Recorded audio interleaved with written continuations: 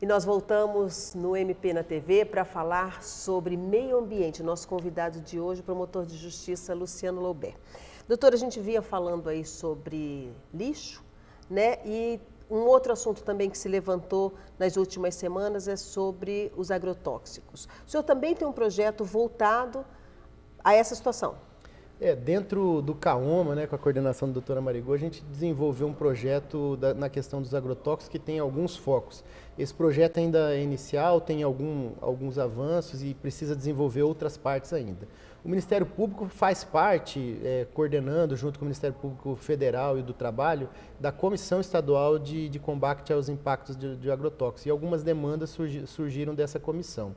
Então, o que a gente tem trabalhado? A gente tem trabalhado numa ponta em fortalecer a fiscalização, em outra ponta na questão do monitoramento dos agrotóxicos. Então, por exemplo, na região de Dourados, através de um apoio com o doutor Amilcar, o doutor Marco do Ministério Público Estadual e o Marco Antônio do Ministério Público Federal, tem apoiado lá a Embrapa e também o Ministério Público do Trabalho, está começando um desenvolvimento de um projeto de monitoramento dos agrotóxicos nas águas. E também na parte da fiscalização, em conjunto também Ministério Público Estadual, Federal e do Trabalho, junto com o IAGRO, com Polícia Ambiental, com o IBAMA, nós iniciamos e foi feita a primeira fase da Operação Deriva.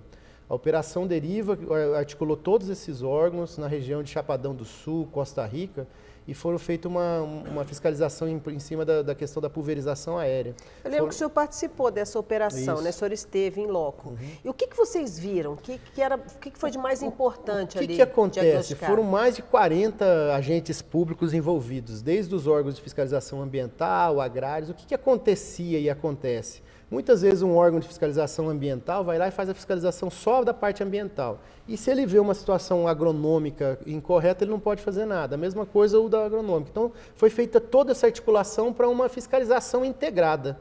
Né? E com essa fiscalização integrada, foram apreendidas 7 aeronaves que estavam irregulares, inclusive a ANAC veio junto também. Então, às vezes, a ANAC vem fazer uma fiscalização na questão aérea e não fiscaliza a questão do agrotóxico, porque não é competência dela. Então, essa fiscalização integrada visou isso, e aí foram apreendidos 7 aeronaves, mais de 15 crimes incidindo de crimes da lei de agrotóxico, quase R$1 milhão em multas aplicadas. Então, foi um trabalho forte que vai ser replicado constantemente no Estado na questão da fiscalização. Essa união foi importantíssima, então, né, doutor? É muito mais fácil trabalhar com a união do que trabalhar solitariamente. Né? Essa articulação entre os órgãos de controle é muito importante para que não se perca alguma situação ilegal que está acontecendo por falta de atribuição daquele órgão. Ou, às vezes, até por falta de conhecimento. O fiscal da ANAC, ele não tem conhecimento na área ambiental para ver o que está equivocado na questão da ambiental. Assim como o do IBAMA não tem conhecimento sobre a questão de aeronave, para saber se a aeronave está regular, não está regular, que tipo de peça. E a partir de operações como essa, até se adquire um conhecimento maior, né, doutor? Sim, a polícia, inclusive nessa operação, houve a delegacia contra o crime organizado aqui, a Polícia Civil foi uma grande parceira, foram vários órgãos parceiros nessa questão dos agrotóxicos. E a última frente dentro dessa questão dos agrotóxicos é a questão de fortalecimento de legislações locais e municipais, porque a lei federal, ela permite que a pulverização aérea seja feita a 500 metros da residência das pessoas. Então, muitos municípios estão trabalhando com zoneamentos para que as pessoas tenham uma segurança maior nessa questão de onde seja feita a pulverização. E o foco não é só a pulverização aérea, a pulverização terrestre também, é o uso dos agrotóxicos como um todo. Saindo do monitoramento do agrotóxico e indo para o projeto DNA. O DNA é de detecção do desmatamento da vegetação nativa. O Ministério Público do Mato Grosso do Sul, através do Núcleo de Geoprocessamento, que também é vinculado lá ao CAOMA, faz a análise bianual do desmatamento em cada uma das bacias hidrográficas. Então, um ano faz na bacia do Paraná e o outro ano faz na bacia do Paraguai. O nosso estado é praticamente dividido no meio nessas duas bacias.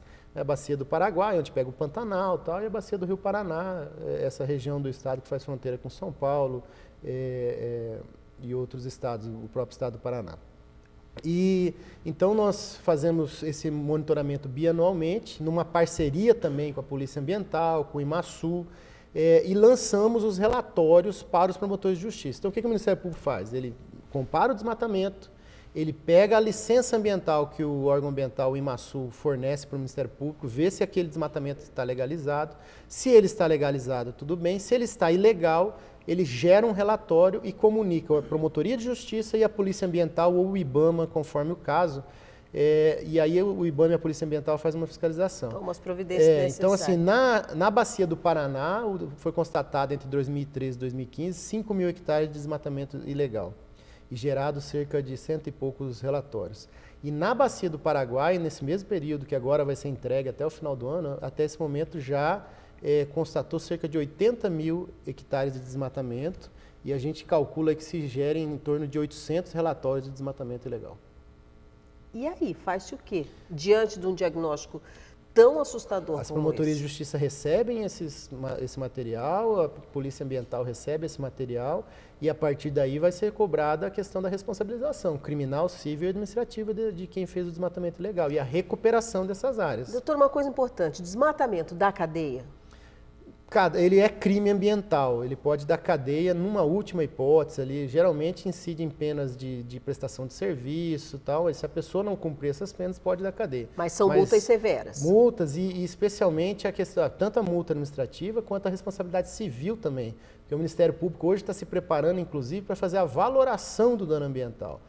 Juntar nessas ações judiciais o quanto foi o prejuízo ambiental, não só exigindo a recuperação da área, mas exigindo também esse prejuízo econômico ambiental. Então, assim, são exceções os proprietários que fazem esses desmatamentos ilegais, e agora com esse programa sendo realmente contínuo, a gente entende que por questões de educação ambiental e também por questões de efetividade da fiscalização, a tendência é que esse desmatamento ilegal diminua, porque é certeza que quem desmatou ilegalmente vai ser punido. Não tem como fugir da imagem de satélite. Então, isso vai ser... A nossa visão é que mesmo aquele cidadão que está lá no interior, no fundo da sua fazenda... Se ele acha que ele está fazendo aquilo ali escondido... Pode até demorar, mas vai chegar.